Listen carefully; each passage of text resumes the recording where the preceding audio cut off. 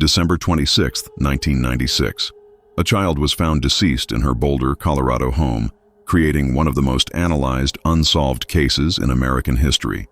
For nearly 30 years, this case has defied resolution despite massive investigative efforts, endless media coverage, and technological advances that solved hundreds of other cold cases. But in 2026, something has changed.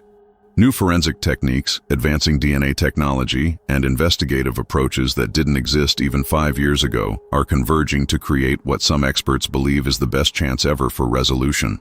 Tonight, we examine whether this decades-old mystery might finally be approaching an answer, what new developments have investigators cautiously optimistic, and why the truth, if it emerges, might be more disturbing and complex than anyone expected. This is not a story about a case that has been definitively solved. If that had happened, you would have seen it on every news channel in the world. Major networks would have interrupted programming. Social media would have exploded with the news. Boulder police would have held a press conference with prosecutors standing beside them announcing charges. That hasn't happened. But this is a story about a case that might be closer to resolution than ever before in its 3-decade history. We're going to examine the convergence of factors that have law enforcement sources cautiously hopeful, the technological advances that are being applied right now as you watch this, and the realistic assessment of what obstacles still stand between investigation and justice. We're also going to explore why, if resolution does come, the truth might challenge assumptions that people have held for 30 years. Before we dive into this examination of where this case stands in 2026 and what realistic possibilities exist for resolution, make sure to subscribe and hit that notification bell. Here at True Crime Vault, we don't sensationalize or make false promises about solved cases. We give you honest, factual analysis of where investigations actually stand, what technology is actually being applied, and what realistic possibilities exist. We respect your intelligence, and we respect the real people whose lives are affected by these cases. We don't clickbait you with claims that cases are solved when they're not. We don't speculate wildly about theories without evidence. We give you the truth as best as it can be determined from reliable sources. New investigations every week. If you want honest true crime analysis without clickbait or false promises, hit that like button and drop a comment. Do you think this case will ever be solved? What do you think would constitute real resolution after 3 decades? What would justice even look like at this point? Let me know your thoughts below.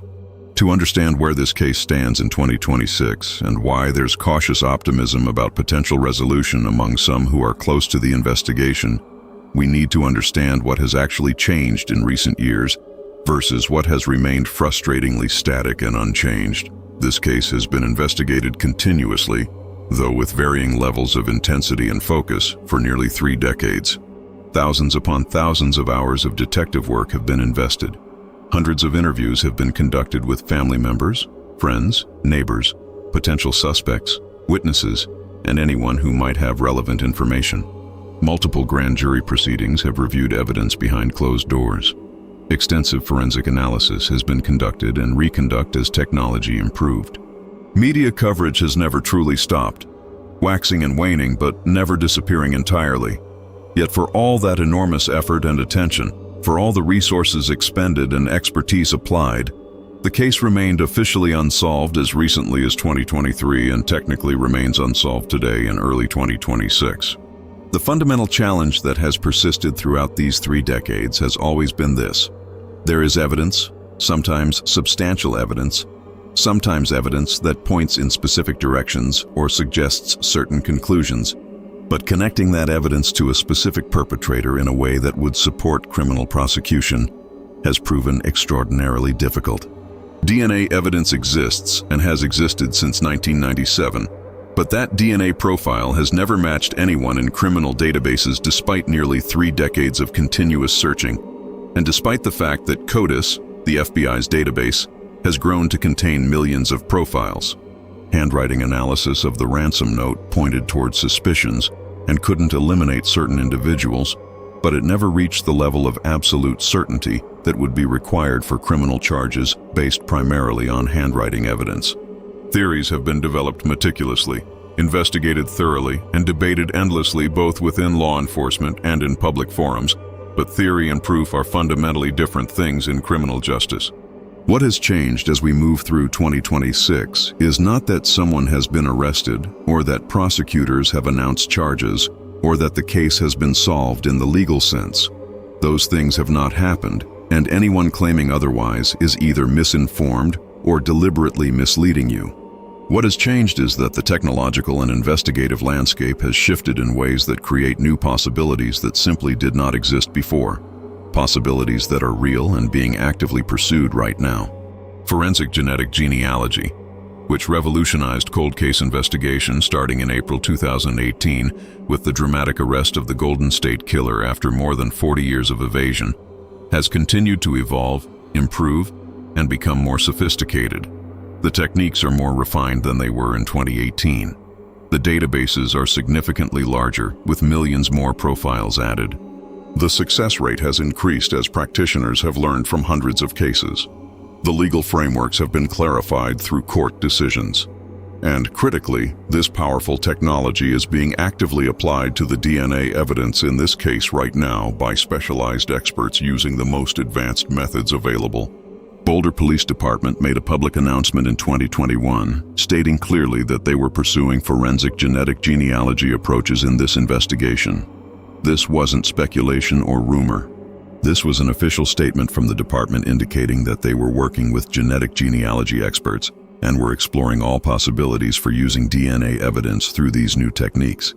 They didn't provide specific details about progress or about which experts or laboratories they were working with, which is entirely appropriate and necessary for an active investigation where revealing details could compromise the work.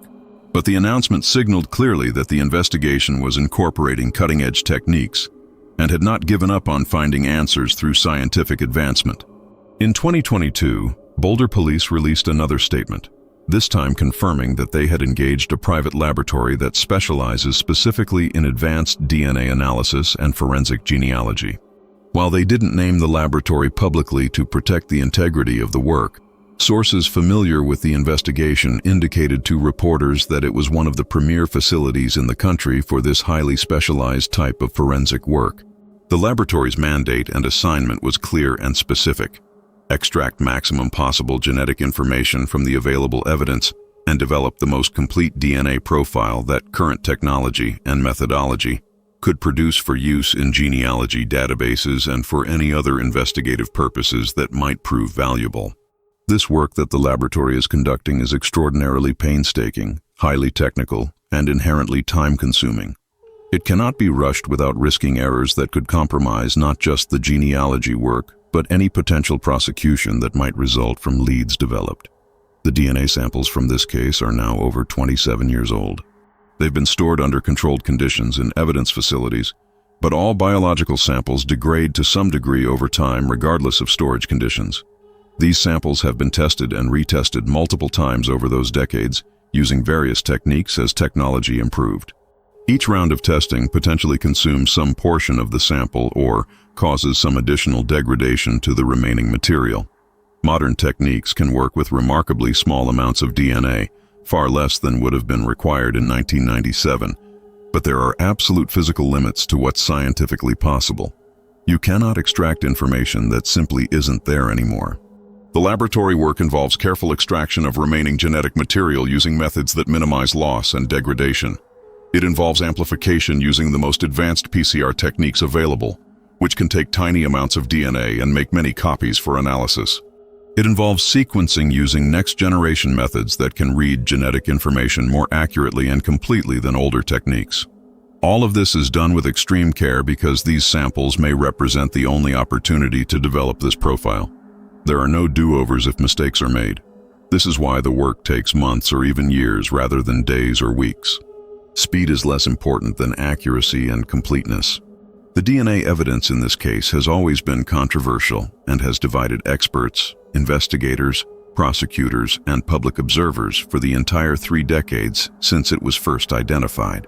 Unknown male DNA was initially identified on the victim's clothing in 1997 using STR analysis technology that was state-of-the-art at that time, though primitive by current standards. This DNA profile didn't match anyone in the family when tested. It didn't match John Ramsey. It didn't match Patsy Ramsey. It didn't match Burke Ramsey. It didn't match any of the friends who had been in the house that morning providing support during what everyone thought was a kidnapping. It didn't match anyone who had any known legitimate access to the child. The profile was distinctive enough to be useful for comparison purposes despite being partial in some areas. This unknown male DNA profile was entered into CODIS, the FBI's combined DNA index system, which was still being developed and expanded in the late 1990s. CODIS is a tiered system containing DNA profiles from multiple sources. The National DNA Index contains profiles from convicted offenders, profiles from unsolved crime scenes, profiles from missing persons, and profiles from unidentified human remains. When a new profile is entered, the system automatically compares it against every profile in the database looking for matches. If the same person's DNA appears at multiple crime scenes, the system will flag those connections. If someone whose DNA is at a crime scene is later arrested and convicted of an unrelated crime requiring DNA collection, the system will match them to the unsolved case. When the unknown male DNA from this case was entered into CODIS in the late 1990s, the system began that automatic comparison process against every profile in the database. This comparison has continued for over 27 years now. The database has grown exponentially during that time. When the profile was first entered, CODIS contained perhaps hundreds of thousands of profiles. Today it contains well over 20 million profiles from all sources combined. Every day new profiles are added as people are convicted of qualifying crimes, as additional crime scenes are processed, as more cases are entered. And every day the system checks the unknown profile from this case against everything in the database. For over 27 years, there has never been a match. The unknown DNA doesn't match anyone in the entire CODIS system. What this means is significant and tells us something important about whoever the DNA belongs to, if it does indeed belong to the perpetrator. It means that person has never been convicted of a crime that requires DNA collection in any jurisdiction that submits profiles to CODIS. It means they've either never been arrested, or they were arrested for crimes that don't require DNA collection, or they were arrested before DNA collection became standard practice, or they're deceased, or they're in a foreign country that doesn't share DNA databases with the United States. All of these possibilities remain open, and investigators have had to pursue the case knowing that traditional database searching hasn't identified this person. In 2008, more than a decade after the original DNA identification, District Attorney Mary Lacy commissioned new testing using touch DNA analysis, a technique that had been developed and refined in the early to mid-2000s. Touch DNA represented a quantum leap in forensic capability and sensitivity. Traditional DNA testing required visible biological material like blood, saliva, or semen. You needed to see something, to collect something substantial enough to work with using the extraction and amplification methods available. Touch DNA changed everything because it could develop genetic profiles from epithelial cells, which are skin cells that every person sheds constantly throughout every day of their life. When you touch any object, you leave behind microscopic amounts of these cells. Touch DNA technology, which became practical for forensic use in the early 2000s, could extract genetic information from just those few cells left behind by touching. The Bode Technology Laboratory applied touch DNA techniques to areas of the victim's clothing that hadn't been analyzed with this method before. They focused particularly on the waistband area of the long underwear the victim had been wearing. The reasoning was logical. Whoever had put on or removed that garment would almost certainly have touched the waistband area, potentially leaving epithelial cells behind that touch DNA could detect even many years later. The touch DNA analysis produced results that Mary Lacy and several forensic experts she consulted considered highly significant. They successfully developed a partial DNA profile from epithelial cells collected from the waistband area. When this newly developed touch DNA profile was compared to the unknown male DNA that had been identified in 1997 from other areas of the same garment, the profiles appeared consistent with each other. The genetic markers that were present in both profiles matched each other. This wasn't the discovery of a new, different unknown person. This appeared to be the same unknown male DNA that had been in the case file since 1997, now detected in an additional location through the more sensitive touch DNA technique that could find genetic material previous methods had missed entirely. To Mary Lacy and to several DNA experts she consulted, this finding was powerful and potentially case-changing evidence. It addressed one of the main arguments that skeptics had made about the original DNA findings. Skeptics had argued that unknown DNA on clothing could easily be explained as manufacturing contamination or retail handling contamination before purchase. Workers in factories where clothes are manufactured handle thousands of garments, inevitably leaving trace DNA. People who try on clothes in stores transfer DNA. All of this could happen before clothing is ever purchased, and it would have nothing to do with any crime. But the touch DNA findings seemed to counter that argument in the view of those who interpreted it as significant. If the DNA was just random manufacturing or retail contamination, you would expect to find different people's DNA in different locations, not the same person's DNA consistently appearing in multiple areas across different parts of the garment. The fact that the same genetic profile appeared both in areas tested with traditional methods in 1997 and in the waistband area tested with touch DNA in 2008 suggested to proponents that this wasn't random contamination. It suggested that a single individual had had contact with this garment in multiple areas, including particularly the waistband area, which would have been touched during the crime itself if someone was dressing or undressing the victim. Based on these DNA findings, particularly the touch DNA results, and her comprehensive review of the complete case file and all available evidence, Mary Lacy took an action on July 9, 2008 that would prove to be extraordinarily controversial and that would shape public perception and investigative dynamics for years to come. She sent formal official letters on district attorney letterhead to John Ramsey, to the estate of Patricia Ramsey, who had died in 2006, and to Burke Ramsey. The letters formally and officially exonerated all three of them as suspects in the homicide.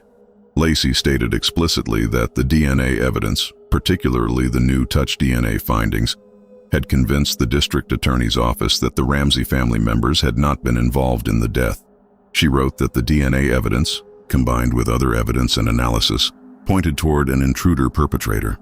She stated that the investigation would continue, but would be focused on identifying the source of the unknown DNA, rather than on investigating family members. And significantly, she included in the letters a public apology to the Ramsey family for the years of suspicion, investigation, intense scrutiny, and public vilification they had endured. The exoneration letters made immediate national news and sparked intense controversy and debate that continues to this day among investigators, prosecutors, forensic experts, and public observers. The response was deeply divided along lines that reflected the fundamental divisions that had existed in the investigation for years. Some DNA experts and forensic scientists agreed with Lacy's assessment, arguing that the touch DNA findings were indeed significant and probative. They felt that the consistency of the DNA profile across multiple locations, particularly including the waistband that would have been touched during the crime, was strong evidence that the DNA came from whoever had committed the crime, rather than from innocent contamination that occurred before the crime. They supported the exoneration as appropriate and justified based on the scientific evidence. But many other experts, including numerous current and former Boulder police investigators who had worked the case for years, strongly and in some cases publicly disagreed with Lacy's decision and her conclusions. They argued that touch DNA is particularly and especially susceptible to transfer and contamination issues precisely because it's so extraordinarily sensitive. The very feature that makes it powerful, its ability to detect incredibly minute amounts of genetic material, also means it can detect DNA from transfer events that occurred days or even weeks before a crime, and that have absolutely nothing to do with the crime itself. They pointed out that DNA can transfer from one garment to another in a laundry load with remarkable efficiency. Studies have demonstrated this transfer effect. If the underwear had been washed with other clothing items, DNA from those other items or from people who wore those items could have transferred without any direct contact between the DNA source and the specific garment where it was found. These critics felt that Lacy had given the DNA evidence excessive and inappropriate weight while minimizing or completely dismissing other evidence that they believed remained significant and pointed in different directions. They argued that the ransom note written on materials from inside the house, the lack of any clear forced entry despite careful searching, behavioral evidence and observations from the investigation, handwriting analysis that couldn't eliminate certain individuals, and numerous other factors all remained important pieces of the puzzle that couldn't simply be set aside because of DNA findings that had alternative explanations. They believed the exoneration was premature, inappropriate, and potentially damaging to the investigation because it foreclosed certain investigative avenues that should have remained open and created legal and practical barriers to future prosecution if evidence later pointed back toward family involvement. The controversy over the 2008 exoneration illustrated something fundamental about this case that has persisted throughout its history. The same DNA evidence, examined by qualified experts with strong credentials and experience, interpreted by knowledgeable professionals using established methodologies, led to completely opposite conclusions about what it meant and what should be done. There was no consensus in the forensic science community about whether this DNA definitively indicated an intruder perpetrator or whether it could have multiple possible innocent explanations that had nothing to do with the crime. This scientific uncertainty and disagreement meant that major investigative and prosecutorial decisions were being made without clear scientific consensus supporting them, which created divisions and controversies that affected everything about how the case proceeded. One consequence of the exoneration that cannot be overlooked or minimized is that it created substantial barriers to any future prosecution of the exonerated individuals, even if new evidence were to emerge, or if interpretations of existing evidence were to change based on new analysis or information. Once a district attorney has publicly and officially exonerated someone, stating categorically that they are innocent and apologizing to them for years of suspicion and investigation, it becomes extraordinarily difficult legally, practically, and politically for any future prosecutor to reverse that position and bring charges.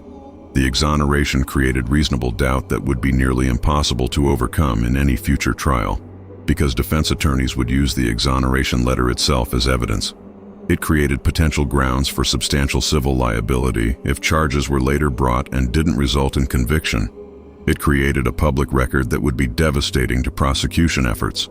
The question that has never been definitively answered, the question that has divided this investigation from its earliest days and continues to divide experts and observers today, is this: does the unknown DNA necessarily belong to the perpetrator, or could it have innocent explanations unrelated to the crime?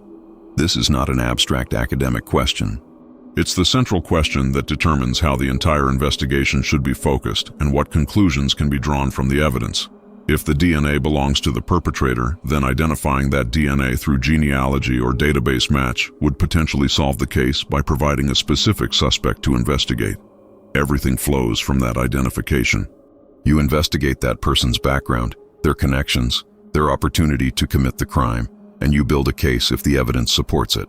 If the DNA has an innocent explanation, if it came from manufacturing contamination or retail transfer or laundry transfer or some other mechanism unrelated to the crime, then focusing heavily on it might actually be leading investigation away from the truth rather than toward it. Resources spent on genealogy work to identify the DNA source might be resources better spent on other investigative avenues. Theories built around the DNA being from the perpetrator might be incorrect theories that prevent investigators from seeing the truth. This fundamental uncertainty has plagued the case since the DNA was first identified in 1997. What forensic genetic genealogy offers, and this is important to understand, is a potential pathway forward, regardless of which interpretation of the DNA is correct.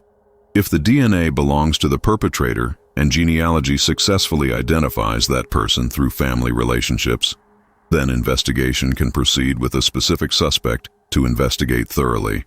That person's background, their connections to Boulder or Colorado, their whereabouts in December 1996, their connection, if any, to the victim or family, all of this can be investigated. If evidence supports their involvement, charges can potentially be brought. That would be the best-case scenario where genealogy leads directly to resolution. But even if the DNA has an innocent explanation, genealogy can still provide value to the investigation.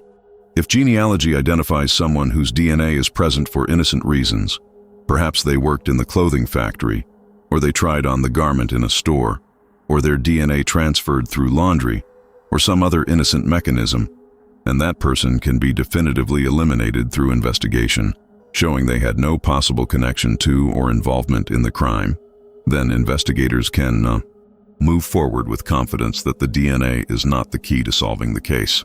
They can pursue other avenues, focus on other evidence, develop other theories without this DNA uncertainty hanging over everything and creating doubt about every other line of investigation.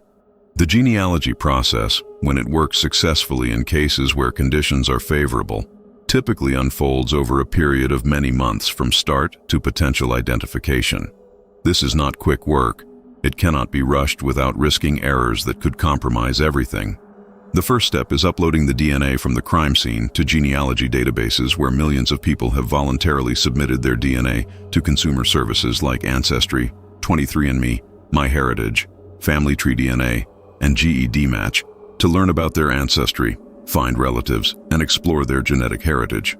These people submitted their DNA for personal purposes, not expecting it would be used in criminal investigations, though many databases now allow law enforcement access under certain conditions with appropriate legal process. The database algorithms search for people who share DNA segments with the crime scene profile. These shared segments indicate family relationships. The length and number of shared segments indicates how close the relationship is. Close relatives, like siblings or parents, share large amounts of DNA. More distant relatives, like third cousins or fourth cousins, share smaller amounts, but still share some DNA inherited from common ancestors several generations back.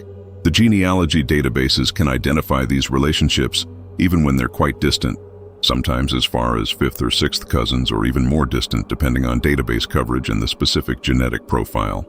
Once several of these distant relative matches are identified, perhaps the database finds 10 or 20 or 30 people who share DNA segments with the crime scene profile. Genetic genealogists step in to do intensive, meticulous genealogical research that combines DNA analysis with traditional genealogy. These specialists are people who understand both genetics and genealogical research methods. They take the identified matches and begin building family trees for each of them. This involves researching genealogical records including birth certificates, death certificates, marriage records, census data, obituaries, newspaper archives, church records, immigration documents, military records, and any other available documentation that helps map out family relationships. The genealogists work backward through generations from each identified match, tracing their ancestry through parents, grandparents, great-grandparents, and further back depending on how distant the relationship is. They're looking to identify common ancestors that the various matches share. Eventually, as they work backward through enough generations, they find ancestors that multiple matches have in common.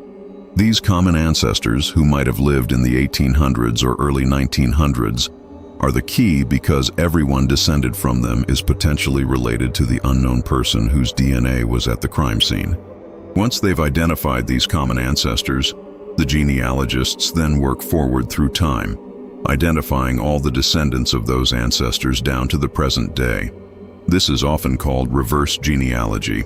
You know your starting point in the past, and you identify everyone who descended from that starting point. This creates a pool of potential candidates, people who are genetically related to the unknown person, depending on how far back the common ancestors lived and how many children and grandchildren and great-grandchildren they had. This pool might include dozens or hundreds or even thousands of individuals spread across multiple generations and geographic locations. From this large pool of genetic relatives, investigators must then identify which individuals fit the specific parameters of this particular case. They look for people of the right gender, since the DNA is male. They look for people who would have been the right age in December 1996 based on other evidence from the case about likely perpetrator age ranges. They look for people who had some connection to Boulder or Colorado, either living there, working there, visiting there, or having family there. They look for people who don't have solid alibis for December 25-26, 1996. They look for people who have backgrounds or characteristics that might be relevant based on what's known about the crime. This winnowing process, this systematic elimination of candidates who don't fit, can take the suspect pool from potentially hundreds of people down to perhaps 10 or 20 viable candidates who can't be easily eliminated. Each of these remaining candidates must then be investigated thoroughly, using traditional investigative methods. Where did they live in December 1996? What were they doing? What was their lifestyle and routine? Is there any evidence they were in Boulder? Is there any connection to the victim or the family? Can they be eliminated through alibis, through distance, through other evidence? Do they have any criminal history or background that might be relevant? If someone emerges from this process as a truly viable suspect who can't be eliminated and who seems to fit all the parameters, investigators must then legally obtain that person's DNA for direct comparison to the crime scene sample. This is a critical step because you need to confirm that the person you've identified through genealogy actually matches the crime scene DNA directly. Genealogy identifies relatives, but you need to confirm the specific individual. This can be done through various legal methods. Investigators might conduct surveillance and collect discarded items like coffee cups, cigarette butts, eating utensils, napkins, or other items that contain the person's DNA from saliva or skin cells. Or they might seek a warrant for a DNA sample based on the genealogical evidence combined with other investigative factors that establish probable cause. Once a DNA sample is obtained from the identified person, it's directly compared to the crime scene DNA using standard forensic DNA analysis. If it matches conclusively, then the investigation intensifies dramatically with the goal of building a prosecutable case with all the evidence needed to prove guilt beyond reasonable doubt. The DNA match alone, even a perfect match, typically isn't enough for prosecution. You need to establish opportunity. Was this person in Boulder at the time? You need to establish means. Did they have access to the home or the ability to commit this crime? You need to establish connection. How did they know about the family or come to target this particular house? You need to address motive if possible, though motive isn't legally required for prosecution. You need to gather all corroborating evidence that connects this person to the crime beyond just the DNA. Multiple factors affect whether forensic genetic genealogy will succeed in this particular case, and it's important to understand these factors to have realistic expectations. The DNA profile from this case is partial and degraded in certain areas. Some genetic markers show strong, clear results, while others are weak or missing entirely. Genealogy techniques work best with complete, high-quality DNA profiles that show results across many genetic markers. The more complete the profile, the more distant relatives can be identified, and the more confident you can be in the relationships. The partial nature of this case's DNA profile means that matches in genealogy databases might be weaker or less certain than in cases with complete profiles. Genetic genealogists might identify fewer relatives or more distant relatives, which makes the genealogical research more difficult and time-consuming and potentially less certain in its conclusions. Additionally, genealogy databases have complex and varying policies about law enforcement access that have changed multiple times over the years in response to legal challenges, public opinion, and privacy concerns. GEDmatch, which was instrumental in the Golden State Killer case and many other high-profile cases, changed its policies in May 2019 to require users to actively opt in if they want their data to be searchable for law enforcement purposes. Before that change, everyone in the database was searchable by default. After the change, only people who specifically opted in were searchable. Many users are opted in, providing access to a database of over 1 million profiles that can be used for law enforcement purposes, but many others are not opted in, reducing the pool of potential matches significantly from what it would be if the entire database were searchable. Family Tree DNA has different policies and has generally been more open to law enforcement use with appropriate legal process, such as warrants or court orders. Their database contains over 2 million profiles, and they've worked with law enforcement on numerous cases. But Ancestry.com and 23andMe, which have by far the largest databases with many millions of users each, 23andMe has over 12 million profiles, and Ancestry has over 20 million, generally do not allow law enforcement access to their databases except through very specific legal process like warrants or court orders, and even then only in very limited circumstances. They've built their businesses on promises of privacy to their customers, and they're reluctant to allow law enforcement fishing expeditions through their data. The fragmented nature of genealogy databases and the varying policies means that success depends partly on chance, on whether the right relatives of the unknown person happen to be in the right databases with the right privacy settings enabled. If the unknown person's relatives all used Ancestry or 23andMe and none used GEDmatch or Family Tree DNA, the genealogy search might not find them at all. If relatives used GEDmatch but didn't opt into law enforcement searching, they won't be found. This is a limitation of the technique that investigators can't control. They can only work with what's available in accessible databases. There are also broader legal and ethical questions being actively debated and worked out in courts and legislatures across the country about the use of forensic genetic genealogy in criminal investigation. Some of these questions have significant implications for cases like this one. Is uploading crime scene DNA to consumer databases a search under the Fourth Amendment that requires a warrant or court order? The Fourth Amendment protects against unreasonable searches, but what's reasonable in the context of genealogy databases is still being defined through court cases. Different courts in different jurisdictions have reached different conclusions, creating a patchwork of legal standards. Do people who submit DNA to consumer services to learn about their ancestry have a reasonable expectation of privacy such that using their genetic information to investigate their relatives for crimes violates those privacy rights? This is a complex question involving Fourth Amendment law, privacy torts, database terms of service, and fundamental questions about what people expect when they provide genetic information to companies. Most people submitting DNA to learn about their ancestry aren't thinking about criminal investigations of their relatives, but database terms of service typically include language reserving the right to cooperate with law enforcement under certain circumstances. Should there be statutory regulation of forensic genetic genealogy with specific procedures, oversight, and limitations? Some states have begun passing laws creating frameworks for how genealogy can be used in criminal cases. Maryland passed legislation in 2021 regulating the practice and requiring certain procedures. Other states are considering similar laws. Some proposed regulations would require judicial oversight, limiting genealogy use to serious violent crimes, requiring that other investigative avenues be exhausted first, or imposing other restrictions. The legal landscape is still evolving and hasn't reached stability or national consensus. Despite all these challenges, complications, and uncertainties, Boulder Police announced in 2022 that they had engaged a private laboratory that specializes specifically in advanced forensic DNA analysis and genetic genealogy to work on this case. While they didn't name the laboratory publicly to protect the integrity of the ongoing work, sources familiar with the investigation indicated to journalists covering the case that it was one of the premier facilities in the country for this highly specialized type of forensic work.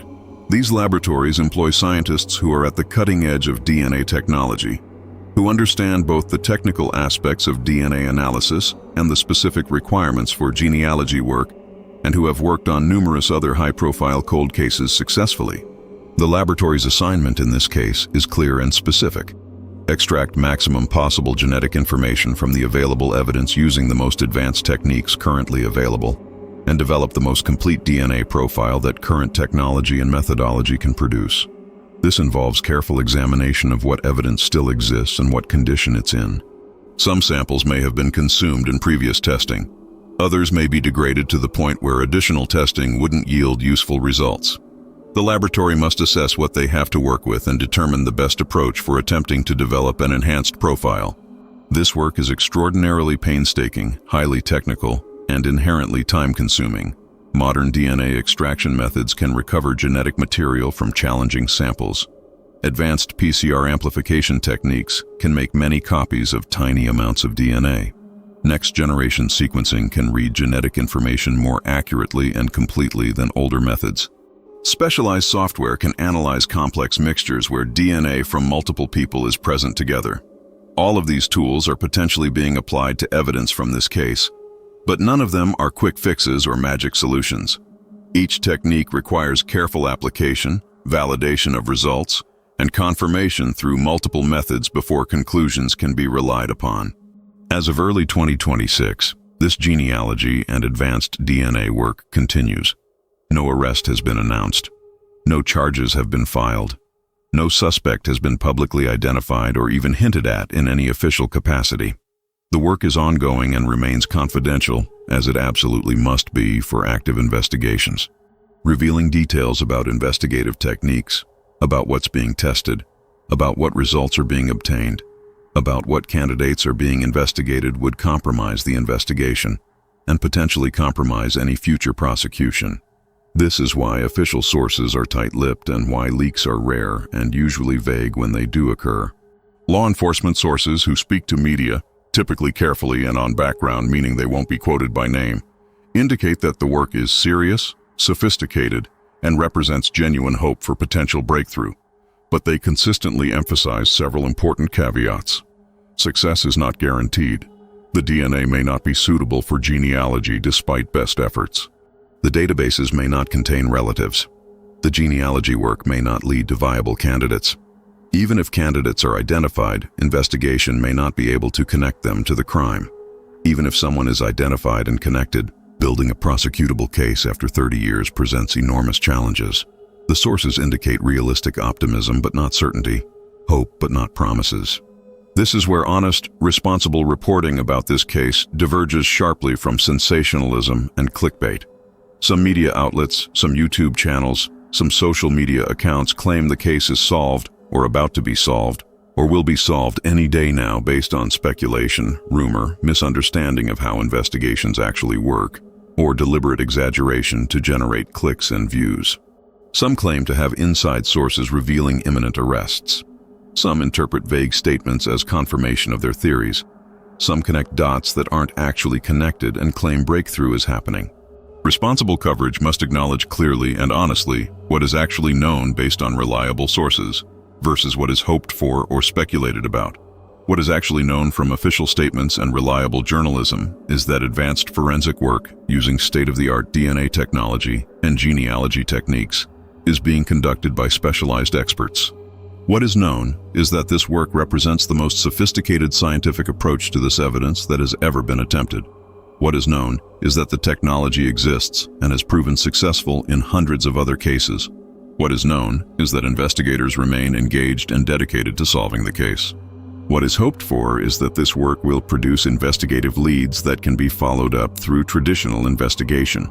What is hoped for is that genealogy will identify relatives, that family trees can be built, that viable candidates will emerge, that investigation will connect one of those candidates to the crime, that evidence will support prosecution. What is hoped for is that 3 decades of work and advances in technology will finally converge to produce the breakthrough that has proven so elusive for so long. What is speculated about is what those leads might reveal if they emerge. Speculation exists about whether the truth will confirm intruder theories or family involvement theories or something else entirely. Speculation exists about what the DNA will show and who it might lead to. Speculation exists about timing and about whether resolution might come this year or next year or further in the future. But speculation is not knowledge, hope is not certainty, and working on a case is not the same as solving a case. The realistic timeline for genealogy work, based on how it has proceeded in numerous other cases where it's been successful, typically spans many months from initial analysis to potential identification of candidates to thorough investigation of those candidates to possible arrest if everything aligns properly. The Golden State Killer case, which is often cited as the paradigm genealogy success story, took several months from when genealogy work began in earnest to when Joseph James DeAngelo was arrested in April 2018. But that timeline doesn't include all the work that happened before genealogy, all the evidence review and preparation, and other cases have taken significantly longer. Some cases where genealogy has been attempted have taken over a year from start to arrest. Some cases have taken multiple years as genealogists work through complex family trees with limited database matches. And some cases where genealogy was attempted have not yet led to resolution despite months or years of work because the circumstances weren't favorable, because DNA quality wasn't sufficient, because database coverage wasn't adequate, because investigation couldn't connect identified candidates, or because of other factors that prevented success. Genealogy is a powerful tool that has revolutionized cold case investigation, but it requires favorable conditions and skilled application and sometimes luck. It's not guaranteed to work in every case. Beyond DNA and genealogy, which have become the focus of resolution hopes in recent years, the case has been shaped by other evidence that has never been fully resolved and that continues to influence theories and understanding. The ransom note found on the staircase of the house remains one of the most analyzed documents in criminal history. 3 pages, 376 words, written on paper from a pad inside the home using a pen found in the house and placed back in its holder. The theatrical language, the unusual length far exceeding typical ransom notes, the internal inconsistencies between sophisticated vocabulary and apparent misspellings, and the handwriting analysis that couldn't eliminate one particular person as the possible author while eliminating everyone else, tested all created intense investigative focus, but never produced definitive proof of authorship. The crime scene was significantly compromised in the first approximately 8 hours when the house was treated as a kidnapping scene rather than a homicide scene based on the ransom note creating false assumptions about what had occurred. Friends and family were present for hours providing emotional support during what everyone believed was a kidnapping crisis. People moved through rooms, touched surfaces, used bathrooms, sat in various areas waiting for the ransom call that never came. This early contamination before the scene was recognized as a homicide scene and properly secured has affected every aspect of the investigation since. Evidence that might have been clear and conclusive in a properly preserved scene was instead complicated by the presence of multiple people with innocent reasons for being there. This isn't anyone's fault in the sense of deliberate misconduct or negligence. The first responding officer did what seemed appropriate based on the ransom note indicating kidnapping. Detective Arndt and others on scene were operating under the same assumption. The friends and family who came to provide support were doing what caring people do in crisis. But the unintended consequence was that crime scene integrity was compromised in ways that made forensic analysis much more difficult and created ambiguities in evidence interpretation that persist 30 years later. Multiple investigative theories have been developed, pursued, investigated, and debated endlessly over 3 decades. The early investigation by Boulder police largely focused on theories involving people in the home, based on the ransom note written on materials from inside, the lack of clear forced entry, aspects of the crime scene suggesting familiarity with the house layout, and various behavioral observations from interviews. Other investigators, particularly as DNA evidence was repeatedly analyzed and reanalyzed, focused on intruder theories based on the unknown DNA, the broken basement window, questions about whether entry could have occurred through means not immediately obvious, and interpretations of evidence that seemed to point away from family involvement. Grand jury proceedings in 1999 reviewed all evidence over the course of more than a year of secret deliberations. Documents released years later revealed that the grand jury had voted to indict both John and Patsy Ramsey on charges of child abuse, resulting in death and being accessories to a crime. However, District Attorney Alex Hunter declined to sign those indictments, effectively nullifying them. His reasoning, explained publicly after the documents were released, was that he didn't believe the evidence would support conviction beyond reasonable doubt at trial regardless of what the grand jury had concluded. The DNA evidence creating reasonable doubt was part of his calculation. In 2008, District Attorney Mary Lacey issued the controversial letters officially exonerating the family based on DNA evidence interpretation. That exoneration remains divisive, with some current and former investigators disagreeing strongly with the decision and feeling it was premature and not supported by the evidence when interpreted differently. The exoneration created a situation where official prosecutorial positions shifted 180 degrees from investigation focused on family to investigation focused exclusively on identifying unknown intruder DNA. But not everyone in law enforcement agreed with that shift. The case has been profoundly affected by institutional conflicts between law enforcement and prosecutors that have existed at various points throughout the 3 decades. Different people looking at the same evidence reached different conclusions about what it meant. Different institutional priorities, different personalities, different interpretations of forensic findings all contributed to divisions that sometimes played out publicly through media leaks and contradictory statements. These conflicts affected investigation effectiveness because coordination between police and prosecutors is essential for successful case development.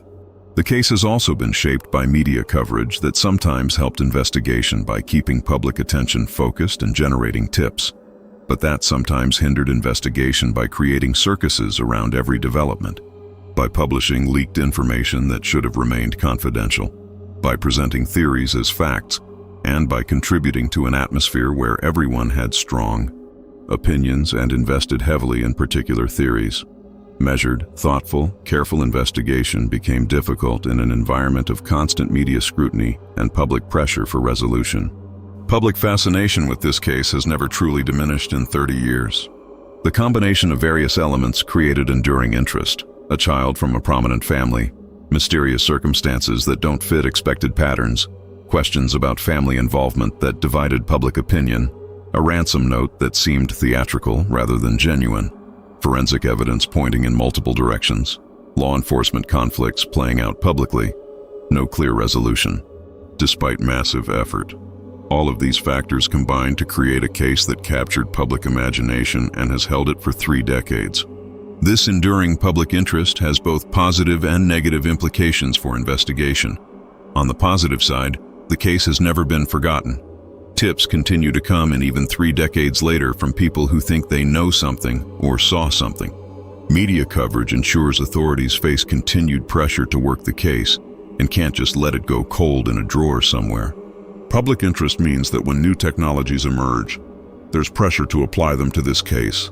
Resources can be justified for continued work because public interest remains high.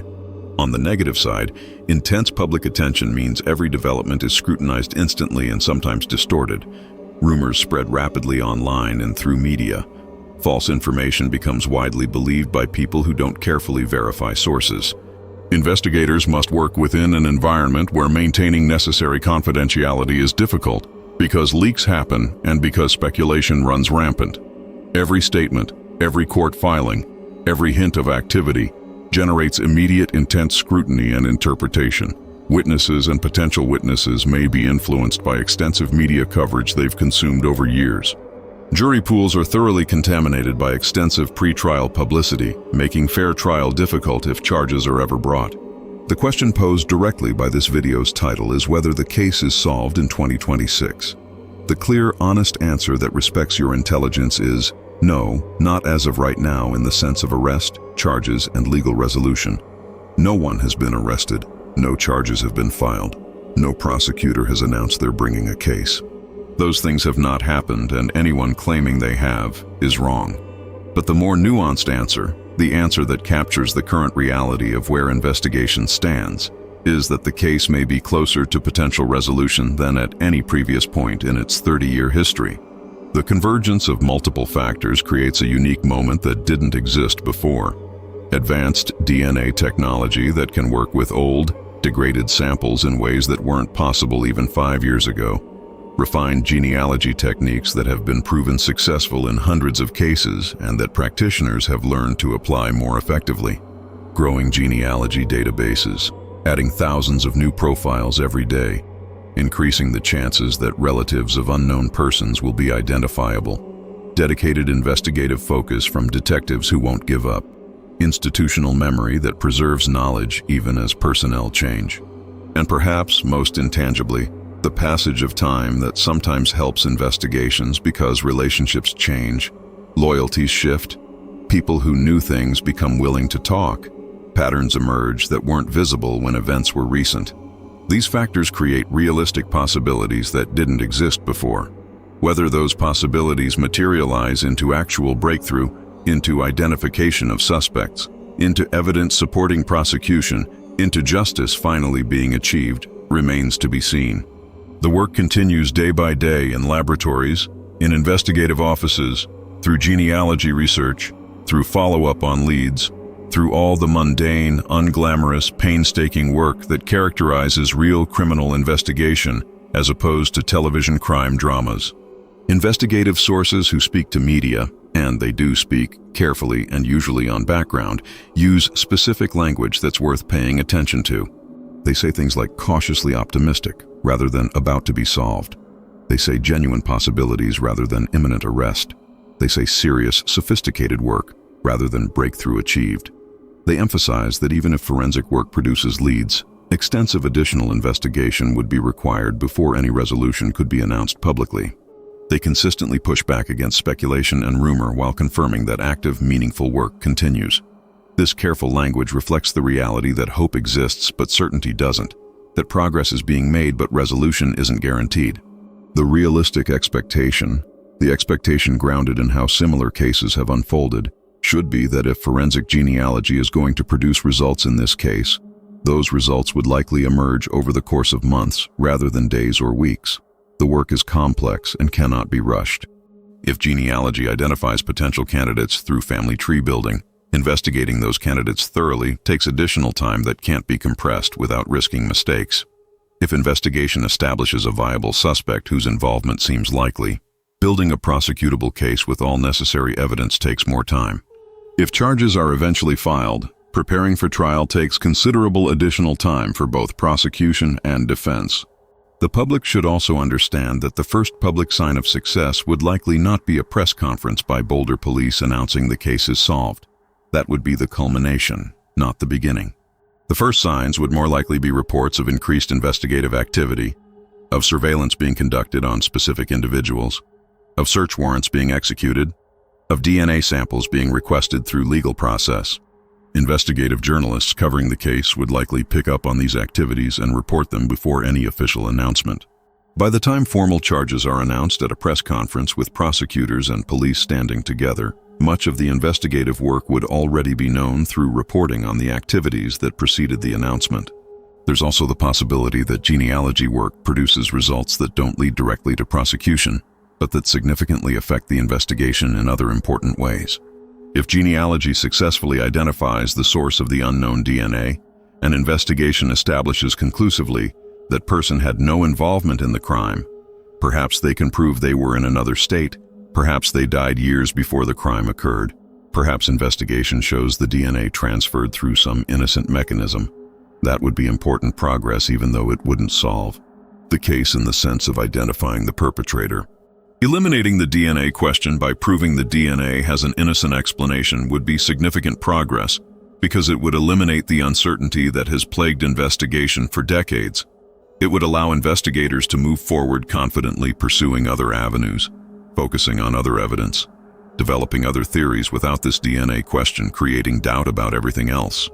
It would clarify rather than resolve. But clarification has value when you've been operating under fundamental uncertainty for 30 years. Sometimes knowing what something isn't is almost as valuable as knowing what it is.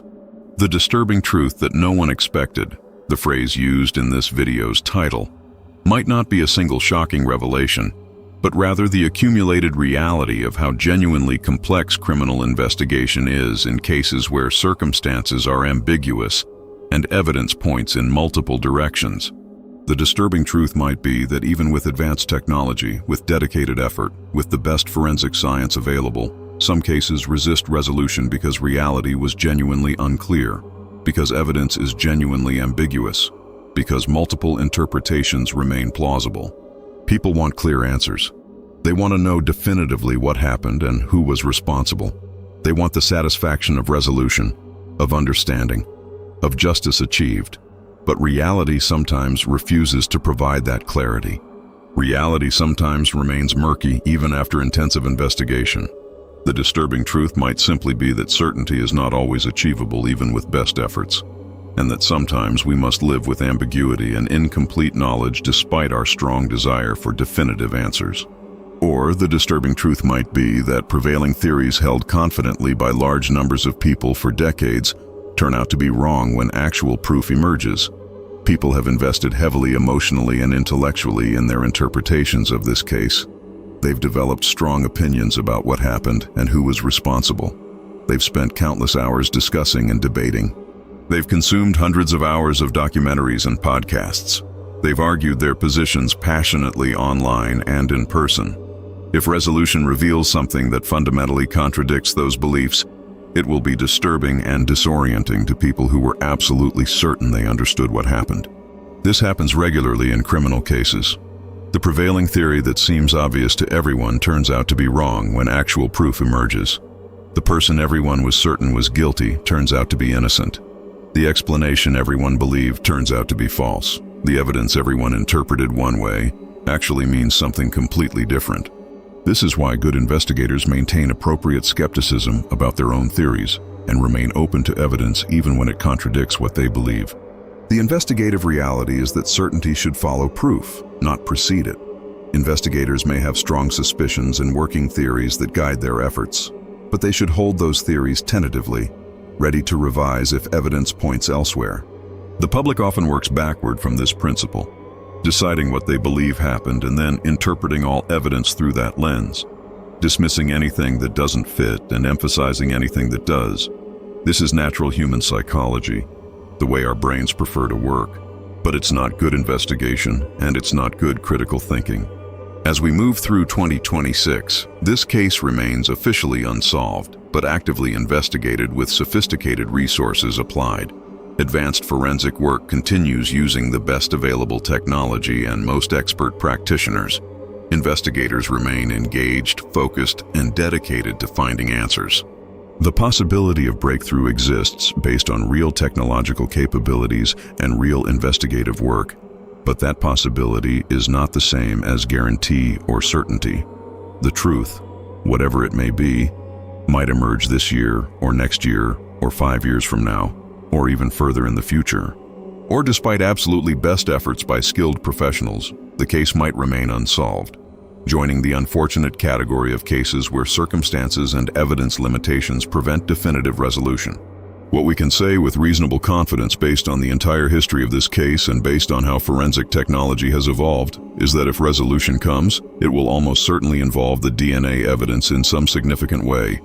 Either the DNA leads directly to identification of a perpetrator through genealogy, providing the name that has been sought for 30 years, or the DNA is conclusively explained through investigation as having an innocent source, allowing investigation to proceed in other directions with clarity, or advances in DNA technology allow for analysis and insights that weren't previously possible, revealing new information that changes understanding. The DNA has been central to this case since 1997 and will likely remain central to whatever resolution eventually occurs, if resolution occurs. We can also say with confidence that resolution, if it comes, will require public patience and trust in process, even when the desire for immediate answers is strong. Investigation must be conducted properly, following all legal requirements to support prosecution that can survive court challenges. Evidence must be gathered legally and properly documented. Procedures must be followed carefully. Chain of custody must be maintained. Rights must be respected. This takes time and cannot be rushed without risking catastrophic failure that could allow a guilty person to escape justice on technicalities. The public desire for quick answers must be balanced against the investigative and prosecutorial need for thoroughness and careful adherence to proper procedure. If this honest, factual analysis of where this case actually stands in 2026 has been valuable to you, if you appreciate reporting that respects your intelligence and doesn't make false promises about solved cases, make sure you're subscribed to True Crime Vault. We'll bring you factual updates based on confirmed information from official sources and reliable journalism, not speculation or rumor. We'll analyze new developments honestly and help you understand what they actually mean versus what sensational headlines might claim. Hit that notification bell so you don't miss important updates when legitimate developments occur. Leave a comment with your honest assessment. Do you think this case will ever be resolved? If resolution comes through genealogy or other means, what do you think it will reveal? What would you consider adequate justice given how much time has passed and how circumstances have changed? Do you think the truth, if it emerges, will confirm prevailing theories or surprise everyone? And whatever you believe about this case, maintain respect for all involved and remember that real people continue to be affected by events from 3 decades ago and by ongoing public scrutiny and speculation. Until the next investigation, stay informed, think critically, maintain appropriate skepticism about dramatic claims and promises of imminent resolution, and remember that real criminal investigation is genuinely complex, inherently time-consuming, fundamentally uncertain work that doesn't provide instant gratification or guaranteed results. The truth, if it emerges in this case, will come through careful, methodical investigative work using the best available science and technique applied by dedicated professionals. Whether that truth emerges this year or later, whether it confirms or contradicts prevailing theories, whether it provides complete answers or partial resolution, remains genuinely uncertain. The investigation continues actively using sophisticated resources. The hope persists based on real technological capabilities. The case remains officially open, but perhaps, just perhaps, closer to potential resolution than ever before in its complex, controversial, 30-year history.